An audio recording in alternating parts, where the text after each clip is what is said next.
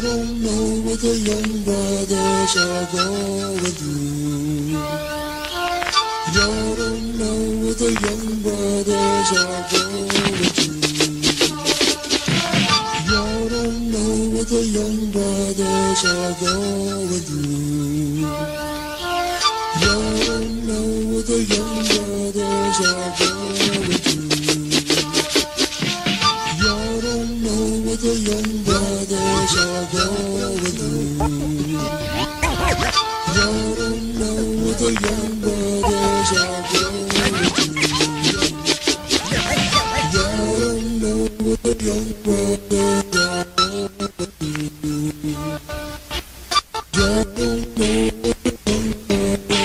What's up, y'all? This is Lil WB of SlabOgsTv back at it again with another interview. Today, I got a legendary figure in the city. Somebody that, I mean, if you've seen him on YouTube, hearing his audio book, SouthPark A Changing View, hearing about him just through different stories from people from the 80s, you know what I'm saying, the 90s, people from, you know, the streets back in the day to the slab, you know what I'm saying? So, man, I got a legend up here. So without further ado, can you introduce yourself for the people? Hey, what's up, H-Town? Hey, my name Keith Babin, barber, second oldest. Already. Out of SouthPark, born in Lafayette, Louisiana. Went stayed in Cleveland, Ohio for 10 years. Back to SouthPark, raised up in Trinity Garden. And then I went to Ohio, stayed with my old man. Then I came back, and my mom was living in SouthPark. So I'm Houston by way of Louisiana. Okay. And man, can you kind of just, I know you said Louisiana, born in Louisiana, Trinity Garden, went to Ohio, and then came to SouthPark. A lot of people know you from being in SouthPark. So can you kind of just break down what was SouthPark like in the 80s for people that wasn't there during that time, right? Of that age? Well, for me, and for the record, this is the gospel according to Keith Babin. Now, I only can tell you about what I saw from my eyes, what I understood, what I seen. From Sterling, I'm staying in the VA, or Meadow Green, then the VA, which is Crystal Spring now.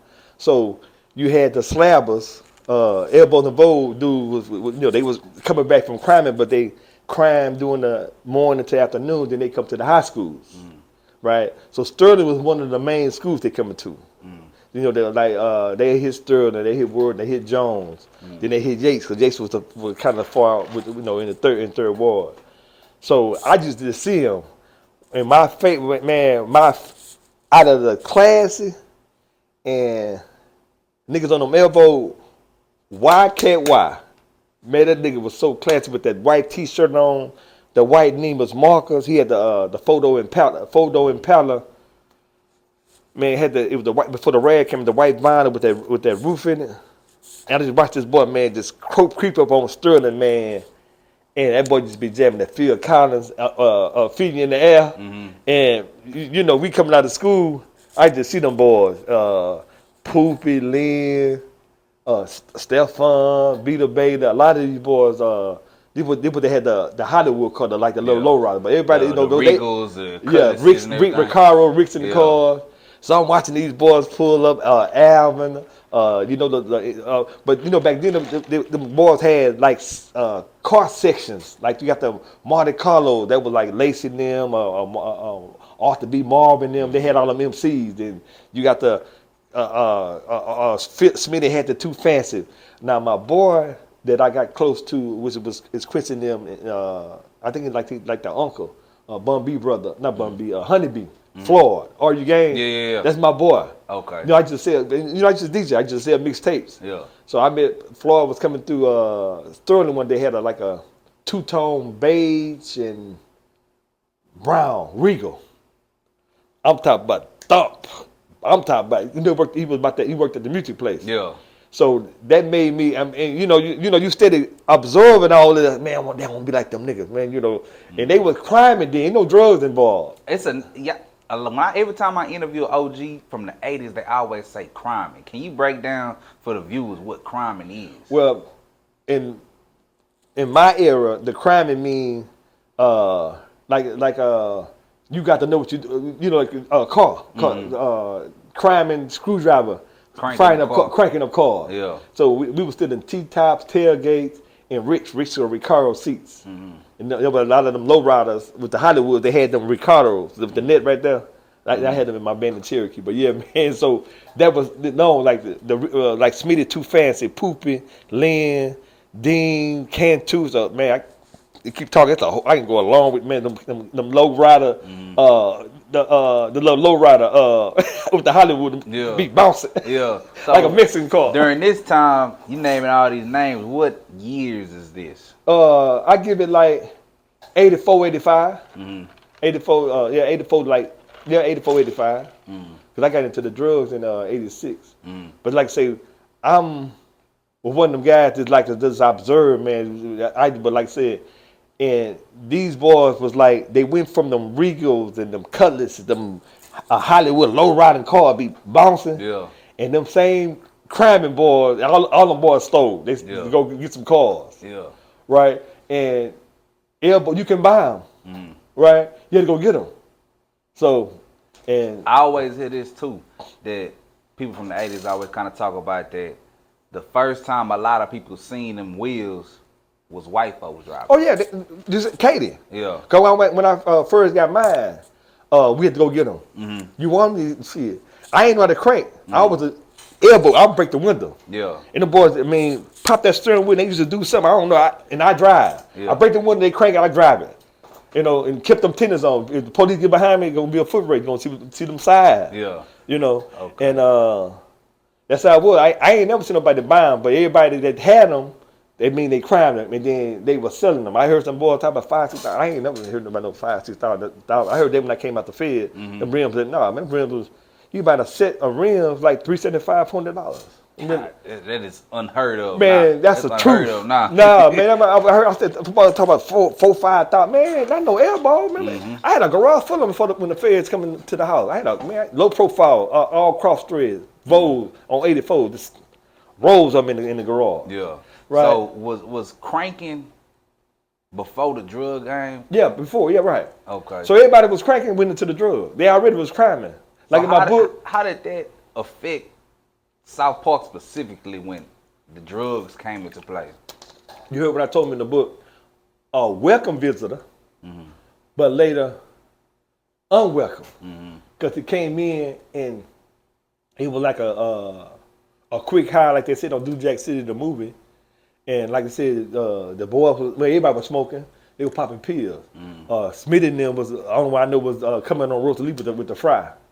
Right, so that wet, which y'all call it wet now, but that was doing, I was at school, them niggas was on that. Yeah. Right, and like I said, man, the crime boys became your dope dealers. Yeah. Did you see like the effect? Because I always hear too that during this time, SouthPark, like in the beginning stages, it was like I don't want to say nicer area, but it was an okay area to live in, as a young black person. Oh, it was cool. But like I said, we was SouthPark, the south side of Houston was like a family. You got the VA, the Village, with all the different parts, but stick one number from the Esperanza, Kingate, New Orleans, Summerwood. It was the Village, a big apartment complex. Then you come out of that's what they consider the day in, and then across Martin Luther King on Zelensky on the other side, you got Lynn Johnson there. You got Lynn, Eric Bourne, bless his heart, that's my boy, right? Steve Caldwell. There was a whole lot of boys. They was on the Crestmont side of Zelensky. Yeah. Right, and then all us, Zelensky go right to Sterling. So Frost the elementary school, Thomas the middle school, Sterling High School. So everybody knew everybody. Right? Then you come out of Martin Luther King going up, then you got Corey Blunt right here on the edge coming up. Martin Luther King, you come by Simmons Bayou, then you got Lakewood, Groverton, Ricky, all them boys. Then you get to Reed Road, that's a whole nother section of boys, right? Yeah. Then you go to the left, you're going back towards Sunnyside, then to the Poopinims, and you come up Belford, you got the Laces, you got the little Mud them over here, bless his heart, Bud and them. I mean, it was areas, but everybody was just cool. And you go up more, Martin Luther King, you got the Catherine Page, you got Brian Gables, Scarface Derrick and them, man, Terry Skimmons, I can catfish them by Grimes Park. It was just but it was a family. Yeah. Everybody want to know getting into it. Cause that seems like that's a lot of neighborhoods. I would think that people were getting into it. It was cool. It was one big family, right? And they just, I mean, it wasn't nobody get into it at the fighting at the car wash, just getting into it over something. But when the crack came in, just like you see on the TV, them zones were set up. Now the VA was the village, right? Sunnyside, the other side of SouthPark, across the track. Now these sections. Then the going into third ward, coming by 16, all them zones and things. The crack. It had a division involved in it. I mean, not involved, but it came in associated with a division, and it just separated everybody. During them times, what do you think was the most dangerous, like, area, neighborhood in Houston? I know the Villa Mary Crown was dangerous. So they called y'all the vicious animals, right? Yeah, Scott Plaza was kind of dangerous with them drugs. He across. It's hard to just pick one because you got the Kelly Cove Fifth Ward, you got the Aberstock. It's some aristocrat in Harlem Clark. It's a community homes in Third Ward. All of the apartments, you know, they cool, and you most basically had to come in them apartments knowing somebody. Because you're going to have problems. Leaving them niggas going to be on you because they don't know if you come and dropping something off. You trying to sell on the corners. That's when the crack came in. But before the crack, you can go anywhere. Yeah. You have to bus go visit your little lady. You know what I'm saying? Yeah. You know. Okay. So I could imagine, like, you know, everybody out there, you know, they making money in the streets, you know what I'm saying? And they go into the slabs to where they saying, man, we're going to look clean. We're going to come out clean. Our car's going to be right. You know what I'm saying? What was the first car? I know you just told the story about you getting your first set of wheels. What was the first car you put it on? I had because Catfish was my guy. Yeah. The photo Impala, that blue white with that white top, yeah. Man, fuck. And the license plate used to say, "Why can't why?" That was always jamming, "Feed You in the Air." That was my man, dog. He didn't know it. That's my boy. Look, he didn't know it, but boy, I was on that boy. I'm talking about riding that boy guy, man, my nigga there, but he only know it. Yeah. So I got a two-door Impala. You know, they had the flakes on some cars. Like everybody mentioned, I met with the Shango brothers. Like Ike was right here on Peerless. Shango was right next to him. Was Ike back then too? Yeah. They shoot so they had the teardrops back in the days. Yeah. The teardrop had the antenna coming out. Right. And so the curb light was always the little square curb light. It was on the front. You have to have them. But I had 6. You want to have 2. I mean, I had 6. I was just out of control. Like a first day of school little boy, man. Just happy to be on something. But I was working every day, right? And you would think I was in the street. I was working every day, making 900 something home a week. I was making, I was working, right? But you would have my little hand brown on. You would think I was in the street, right? So like I say, Cat. When I say this man used to keep the white T-shirt or maybe OP, the jeans, the white Nemus on, clean like that's a uniform.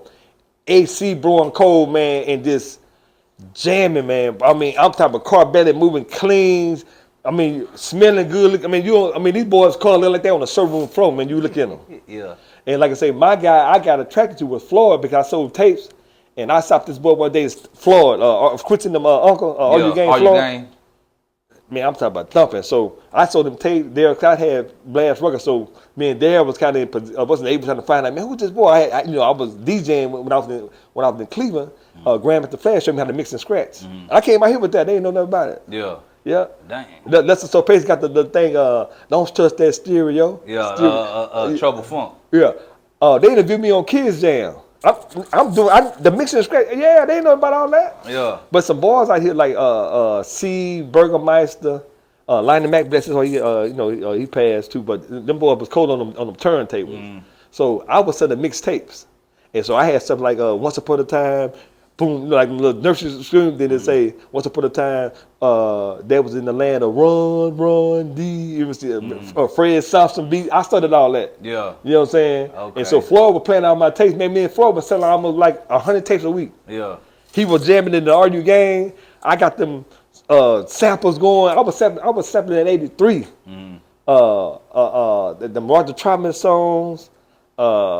Fresh is the Word, all that. You got any of them tapes still? No, I can make. I got. I'm a living sponge. I can make it. I just didn't get to the computer activated, but yeah. Yeah. So it was me. So I ain't never had no slab, but like I say, I was around it in Floyd was jamming. Then one day me and Floyd was at McGregor Park. And Floyd was live on that music. Boy, that damn Roosevelt pulled up. From the north side. Roosevelt, yeah, from the north. Yeah. Roosevelt and that goddamn Mario. I'm talking about 6x9s. This before the woofer they say Floyd. No back seats.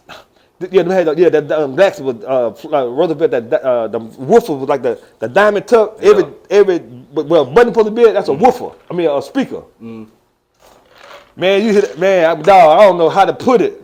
I mean, I'm talking about 6x9 loud. I'm talking about something like a club, dog. Yeah. So me and Floyd looking, man. Mario, he another one. He has a lot of beat. So my thing was, whenever I was blessed to be something, I wanted the music, right? So like my New Yorkers, I got them slabbed out, music, and then like I say, it was you learn from the boys that was there, like your Smitties, your Stephans, your Cats. I'm gonna tell somebody else that was just clean. But these two boys, I got to give these boys they called. My boy Bud and Chris Jackson. Man, them boys come out with some Lincolns, them town car Lincolns, factory, elbow the bowl, factory rags, moon roofs. Man, these boys was in 6 suits all the time with brims, dog. You got to see the white boys they was going stealing from in Katy and all that. You got to see these boys was clean. Clean. They was Smitty was in on the weekend 6 suits and everything in the big Cadillac before he went to the front of the car. A lot of boys see the Neiman's hat was the thing with the OP shirt, the 501 jeans. I was a tennis shoe boy, right? So I'm trying to box something. Somebody go to tripping, so I ain't get too clean. And later on, you start getting into the rayon shirts. You start being silk suits, short sets because the elbow was a classic, dog. You riding with you and baby. I mean, you riding you and Betty. Tonight is the night, man. Invoke, hold on to your love, but you just coasting, man. People pass the by. Man, man, what color that is on that car? I mean, they want to take pictures, call people, man. And this why when I be hearing the guys like on your show, the slab. What make a slab? Is a slab a modified car? Is a slab a candy paint? What make a slab? I heard you asking people, what is your favorite slab car? So the elbow is a classic car. You got to be clean. You can't just be in there. The car come up on look in the car, the car all fit because the elbow come off a rivet. That's a Cadillac or the slant of the box car Seville. You know what I'm saying? And white people had them. That's where they was going to get the rims from. So what you saying is, it really at that time, the car was clean, but it didn't really matter. It was about the nigga that was hopping out of the car. Classic. Yeah. Smelling good, looking good. This look. You know what I'm saying? Finger wave. Man. Yeah. So when I got in my era. I was working and got my New Yorker, so still working. And like I said, that day came when Lil Roger put me on them in them streets. I painted that New Yorker. It was a half vinyl. I put a full rag on that New Yorker with a moon roof in it. Elbow the bowl. The first one was black with the gold rag top. Black and gold inside. Nasty. They thought it was they didn't know what it was. I went to crack. They said they had it in the magazine, trying to take it on car shows. They said, we did that. I said, man, how you get that car like, man, a New Yorker? What made you do a New Yorker? That was the only car I could afford when I was working. Yeah. My credit union got it, and I got it. Yeah. And then I turned back around and backed off in Scott Plaza. A boy come sold me one for a half an ounce, the burgundy one. That's how I got that buckskin with that red pearl with that red one. That's my baby. That's how my band and my Caprice Classic came out with that color. And the Caprice Classic was a buckskin red inside, right? Too. Same, triplets. Yeah. Yeah. So the New Yorker, man. So what happened? See, I was capping so hard. You got high cappers, high high rollers. I was one of the high capping. Yeah. See, Smith and them was when we played the baseball games. So on all your shows, I ain't hear nobody tell you about the baseball game because they can't tell you. Yeah. Right. The high cappers versus the high rollers. The football games at Long Park, Third Ward versus SouthPark. They can't tell you. They don't know nothing about it because they was coming to the look. Yeah. They wasn't under the executive staff. Yeah. I feel you. Yeah. So I'm telling you the truth, right? So. When you have the high cappers versus the high rollers, it's a different way you display things, and people be trying to figure it out and understand it, but you just, like I said, you just had to do it right. So this I do. I got the burgundy car from Sky Plaza. So music first. Took it to this before Jordan Rick. Jordan Rick was Salt and Pepper. That's who did my band, the last. So I went to Houston Car Stereo right there on Trimmin' Rock. Street Dreams was out back then, but I ain't messed with them. Yeah. Right. So right there by West Park and Chimney Rock, Houston Car Stereo. Right. So my pattern was, okay, put the music first. Then go see Alfredo. Alfredo do the insides. Once the music in there, the insides. Oh, cause you know what I'm saying. The insides done. Then you go see Oscar. Oscar Trim Shop, that's who did the rag tops. And once the rag is on there, I don't think you wait for it to paint. So when Gilbert used to call me, Gilbert used to call me and say, hey, I got you ready. Everybody just only knew my black New Yorker with the, what's the name? I mean, I'm nasty. Got the 6x9s, 2 woofers in the trunk. I'm nasty, right? And I had Laura drive my black, no, I was in the black, when it came out, we went and picked it up from the painted body shop with the elbows involved. Brand new low profile cross threads. Yeah. Brand new, ready. Yeah. Both cars got moon roofs in them. They don't come like that. They must say, make a slab, a modified car. You talking about a head turner. So we at the car wash on Reed Road, and the dude doing the car, nigga said, damn, Keith Babin, boy, this nigga got you sick to the motherfucker. Boy, that peppermint pulled up with that white, with that red pearl before I put the bus fee with that red top. And she got the windows up, and she was barely moving. Her and some of her girlfriend, barely moving. Dog. Them niggas were looking, they were looking. So she got the car, the black one right here, she pulled right to got the car and gave your boy a hug. I said, yeah, man, I know y'all want to give me. I knew it. Yeah. Nah, nigga, this you. I said, yeah. 6x9, the whole back seat 6x9. Yeah. And then put that motherfucker, my song, everybody tell you, Houdini. I'm a hoe. Yeah. Man, crank that music. God damn. Right. But remember, I told you that I still had a grudge on the music boards. When I told you I was working in Spring Branch off Silver. We used to stay in Afton Village. And that damn CJ Songs van off of Long Point, they had that Cheddar Cheetah van. Man, I'm at a red light. I was working before I got into the little clean cars. I know I had elbow. And my damn cup was in the damn cup holder, and the cup was just bouncing in the car. I said, what the fuck is that? And it was his car. That was that van, that CJ Sounds van, that had that Cheddar Cheetah van. Yeah.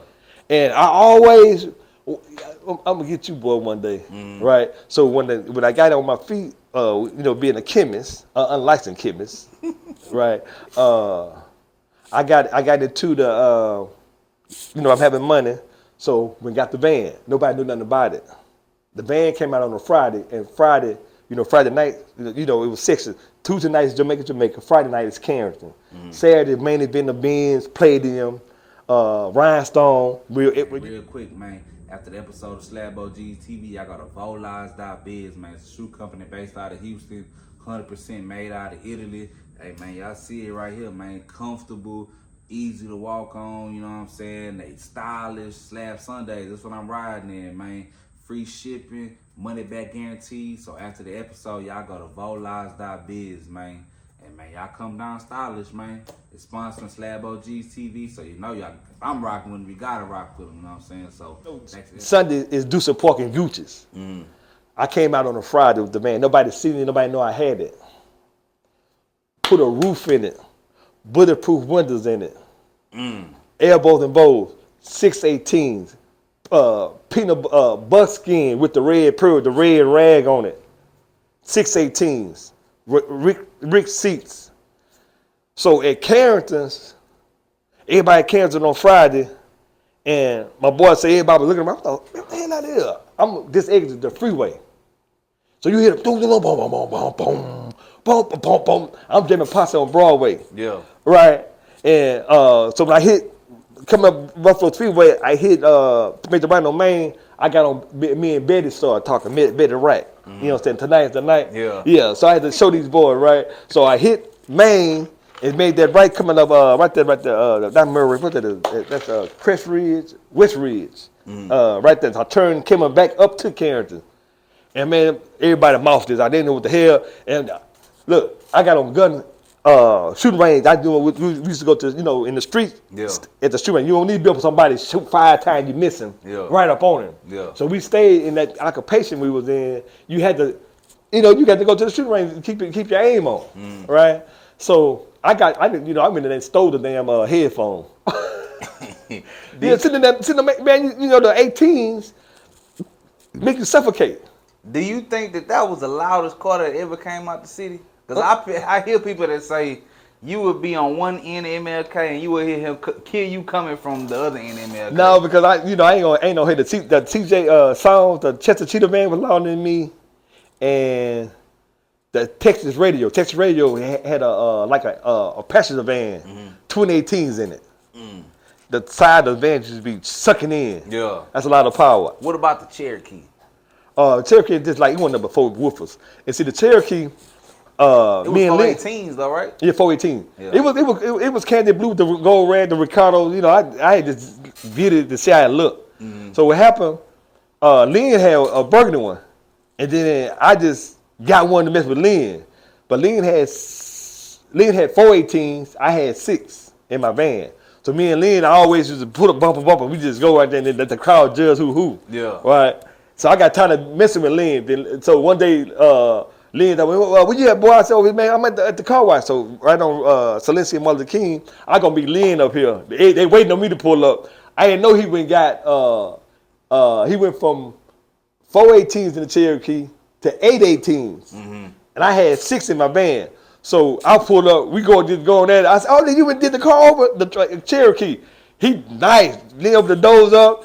I still can hear my truck. I got tired of playing with him. Yeah. Man, took the van down, went dark for a minute. And Rick and Joe, they was called Salt and Pepper. They do the music. Man, the little niggas about 5 feet tall. They inside the box. You can't see them. Man, they box. Cause I had my 6 in the back at first. Yeah. Man, the boys put them 1018s in there on them auto tech amp. I won all the jam contests and got disqualified. I won them. Was that Cherokee the first can of blue car of all? Like first can of blue? No, maybe my New Yorker. Maybe my New Yorker. Cause the Cherokee was not. I let the homies. I just throw the key. I ain't like it. Was alright. I ain't like it, but I just got the slab. I ride it sometime. But we was hustling, so we take the rental car. Yeah. Right. But man, I'm talking about. Now, it's some boys had some blue out there though. It's some real nice blue candy. But one of the cleanest candies that I seen, man, was my boy. He bless his heart, Miguel and Gordon. They had that. I don't know what kind of car that was. Not a Toyota or something. Had like that burgundy red, man, out the Southwest. I'm talking about wet candy. That's my first time seeing it. That's all seeing the greens and the blues and all that, So that was the first candy you ever seen? Yeah, that burgundy. Yeah. Now Quincy was nice on his Toast brother. Quincy, he had one of them old, I think it was a two-door Impala. Yeah. One of them old ones. Yeah. I think he had hydraulics on elbow. Was he the first one with switches, hydraulics on the car? Well, outside the Mexicans. Yeah. I think Quincy was the first one I seen. Like slab dot. Right. Yeah. But like I say, man, it's like I say, I was more a music boy. You know what I'm saying? That's what like I say, like once I 1018 them, I started getting into all this guy, me and Derek Hines with it, and me and Lil Daddy from Gucci's. Yeah. Oh, I did Gucci so bad. I pulled up with four woofers on 2 amps. Had Autotech. Everybody talk about Roscoe Vulcan. I had Autotech Pro Series. A Pro Series, it's a 100-watt amp, but it's got a 1,000-watt power. Right. I thought I cut this ball.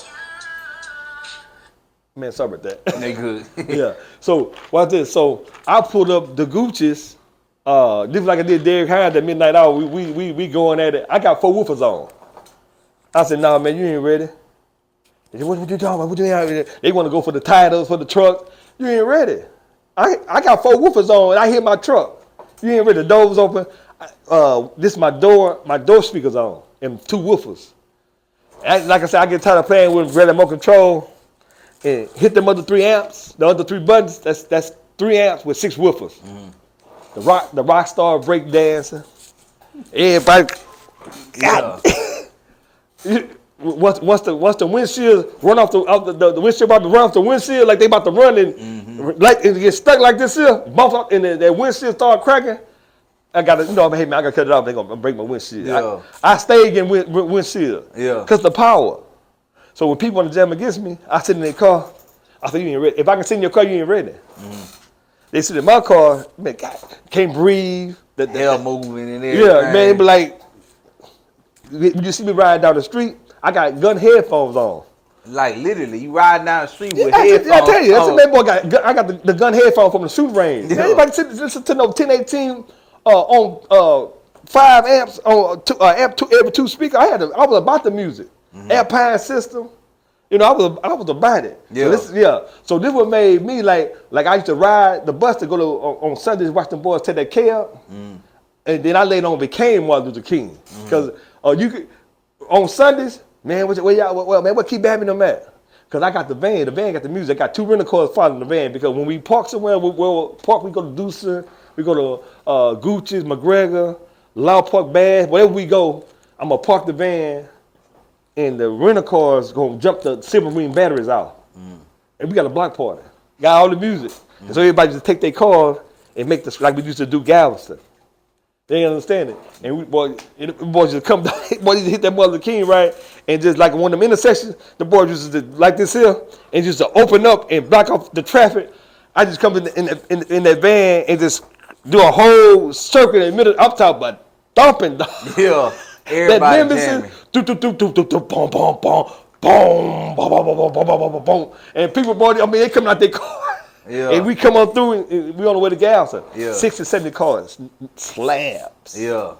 Maybe about 10 rental cars. The rental cars carrying the ice, the trash. We're gonna fist about all the trash can. You know, back then they had the food stamp that looked like money. The $1 bill, $2 bill, $5 food stamp. Not the car. Now they got the car. We had the food stamp.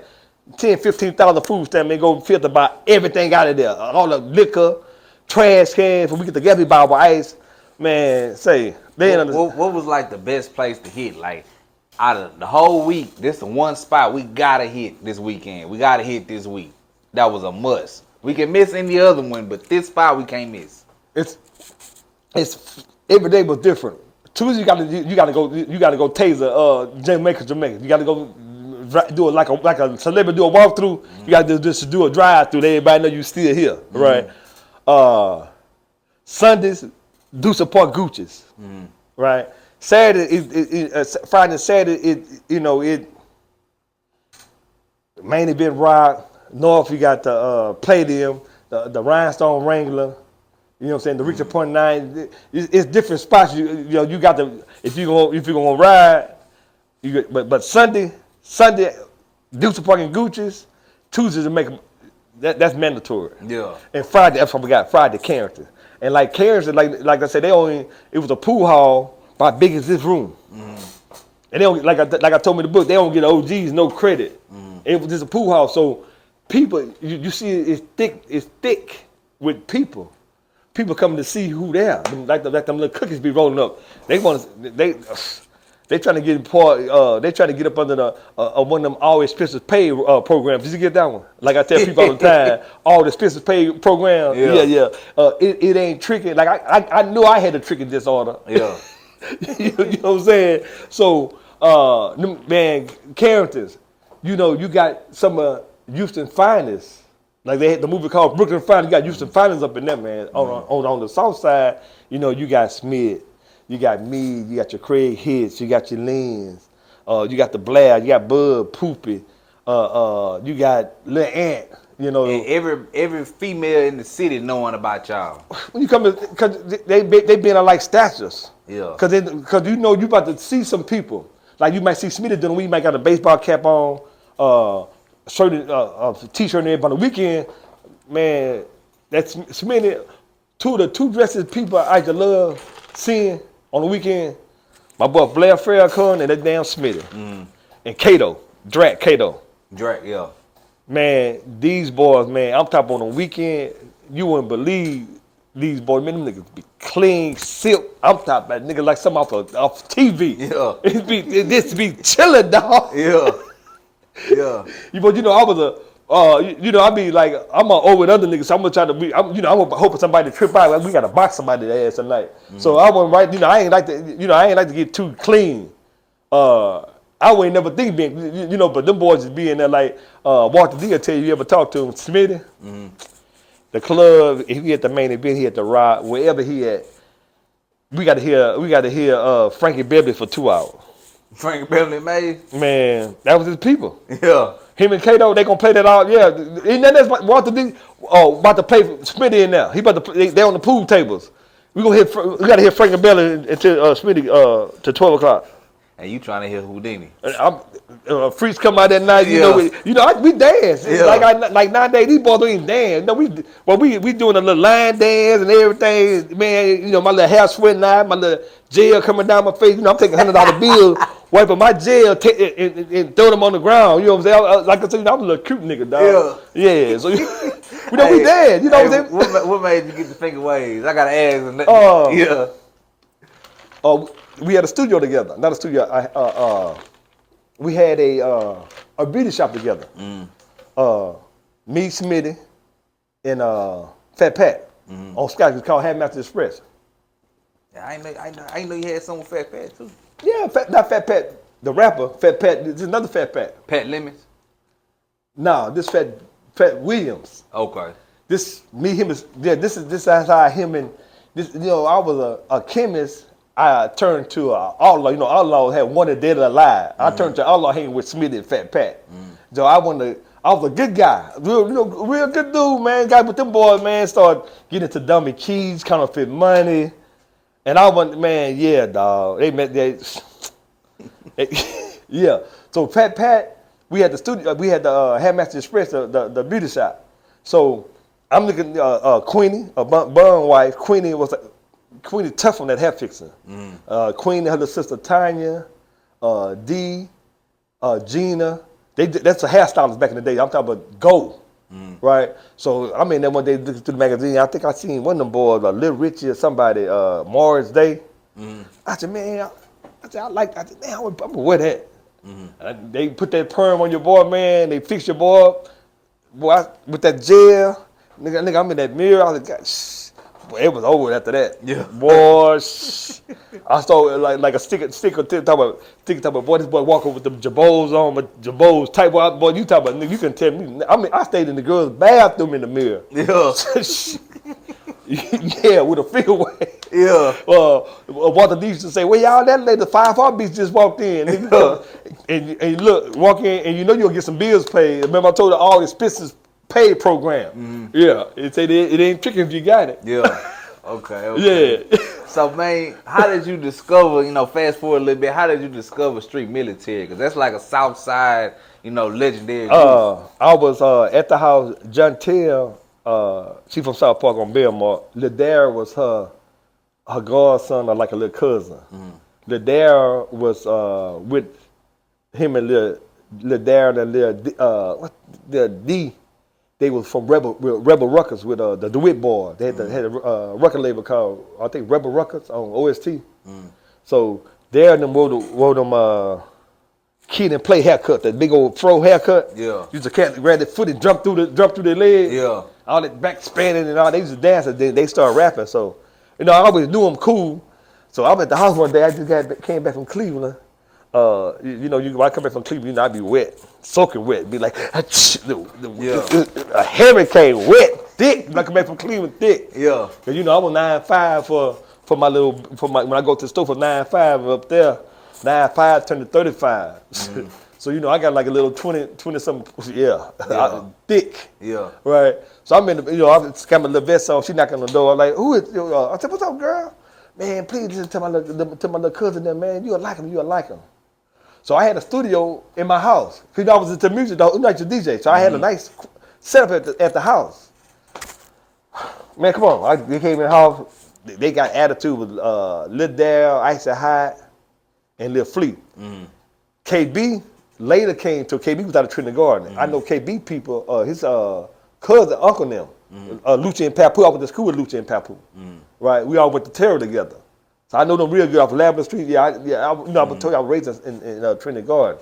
Right? So I'm listening to them, and they put on, man, you know, I put the little tape on, and they had the song Down in Houston. And they played that Down in Houston, dog, and I heard, down in Houston, we ain't scared of the fucking police. I dropped my 40 because my hand full of chicken grease. I stopped right there. Cut it off. I said, man, that was live, play it back. Yeah. They want me to hear the other song. I was locked out, man. I left them boy.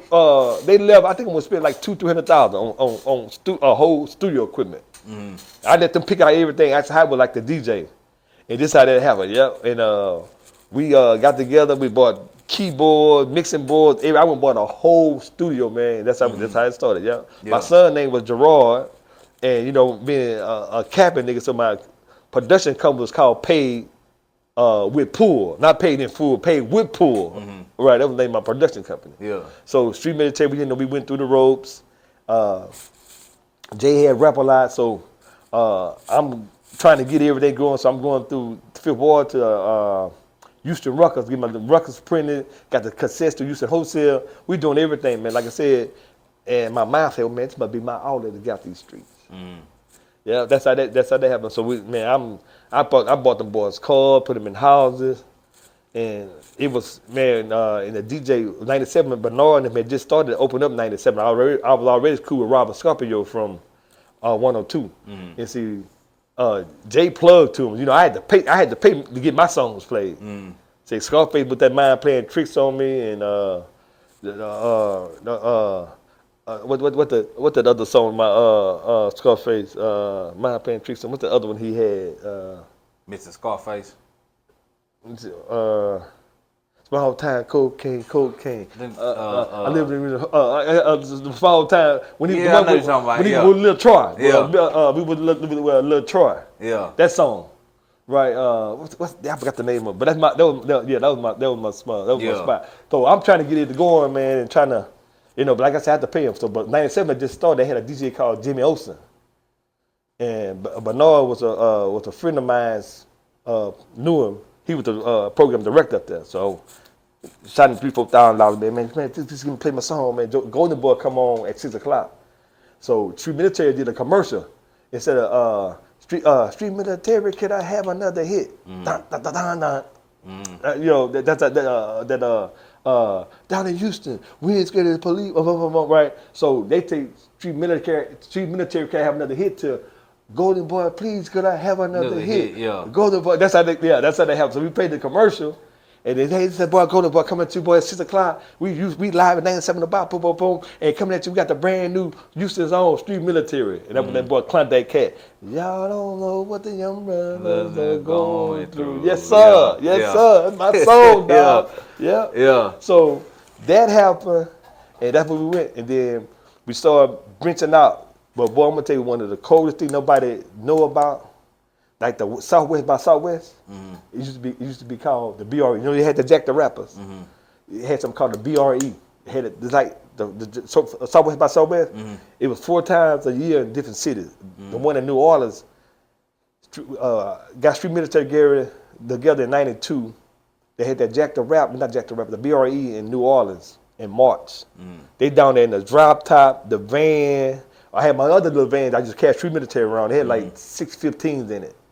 Man, they tore New Orleans up. Yeah. Dre, Yella, Lil Wayne, what's the boy? It makes you say Master P. They all the fatigue, the Army fatigue. Yeah. Man, look at my picture. Man, we started that in '92, dog, in New Orleans. Yeah. Street Military. We wore the Army's clothes. Yeah. That's us. Street Military. Man, they lit up that BRE, man. When they got back to Houston, Tuesday and Wednesday, Tommy Boy, Epic, Atlantic Rucker, Sony, what's the boys out of Atlanta? Man, about 40-something record labels, they knocking at the door. They want to sign Street Military. They told that BRE, man, they told that boy up that they talking about, you know, I had 4 songs, Kick Door Burglary, That's the Type of Nigga I Am. Next episode. Next episode, it was what the other fourth one was. What were the other folks? It was four. I had an EP 4 song. Man, I ain't go. You know, I'm a money nigga. Shit, y'all gonna go. Like when Smitty and them used to go to Vegas, the free neats. Yeah, gone. I just go to them. I went to the store. Yeah. Yeah. So the music was kind of like the outlet, you know what I'm saying, for the streets. Right. At this time, I know Screwed Up Click was kind of bubbling too. Was you hearing about them during that time? Let me tell you about the Screw. Now, Poppy, a lot of people don't know. Poppy, DJ Quick, Stick One. These boys in Quail Valley off the telephone. That's what the house was. Where them boys was with the Screwed Up. DJ Quick came to me, not DJ Quick, DJ Chill came to me. I'm buying equipment and giving them money, thinking I'm buying him, that they was all using it to do their stuff. So, you know, Smitty and them was into the Rosalie, the Fry, you know, I know them niggas came, touring, and Poppy came to the studio one day, like I told me in the audio book, and my van got the 1018s. We had just got through listening to Golden Boy. I'm at the parking lot, man, a block point and they were hugging me, man, thank you so much. They heard their song on the radio, they're young, 15, 16 years old, and, you know, them boys, you know, they get in rotation on the radio, right? Houston's on, Street Military, come at you next hour, boom, y'all don't know what they jamming. My mama raised her family going, we rocking, right? So we at the studio outside, you know, I was on the wine cooler, we out there chilling and everything, and they just left Screw. Tori and Poppy pull up, man, jam this Screw down off there, you know, cassette. I'm like, jam, what you mean jamming? Yeah. Man, I'm gonna tell this boy live, DJ Screw. Yeah. You saw DJing at Carrington. So I put the tape in. You know, I got a $20,000, $30,000 system in my truck. So we put it in, and he put on that Fresh is the Word. That boom, fresh is the word. It's going real slow. I thought the tape got caught up in the radio. Yeah. What? I said, take it out. I'm trying to, with the remote control, say, man, you tripped, that's how it sound. And I said, that's how it sound. Yeah. So we put it back in there, and that boy, and I'm looking. I said, hey, he slowed the pitch down. Yeah. But they high, drinking, whatever they doing, it sound good to them. Yeah. And then, you know, a person that don't do nothing, I was like normal. That's something wrong, y'all. Yeah. And everybody like, man, that boy jamming. They like, everything moving slow. Yeah. And I'm like, oh, me and my people looking like, and I'm like, so he, right, then he started doing taking out the Derek Cott song, chopping and screwing them. Yeah. And then that's when you kind of understood. So I said, okay. But I know everybody that listened to it, right here. Yeah, they So in that, so a person that ain't right there is gonna kind of be like, man, this shit is damn. Yeah, okay, okay. But yeah, so he was cool. I met him at Carrington because I was in Carrington one day. They talk about, man, and the boy said, man, this is the boy that do the tail. I said, oh, this Screw. Man, what's up, OJ? I said, man, damn. Yeah. I'm looking at him, but like I said, Stick One, Poppy, they can give you a more stronger story with Screw. I ain't never hang with him, but I knew about him through them. You know what I'm saying? But they said they jammed the Screw, man. That damn music going slow like that, like man, like it was stuck in. Man, I thought something was wrong. I was trying to get that man. Take it out.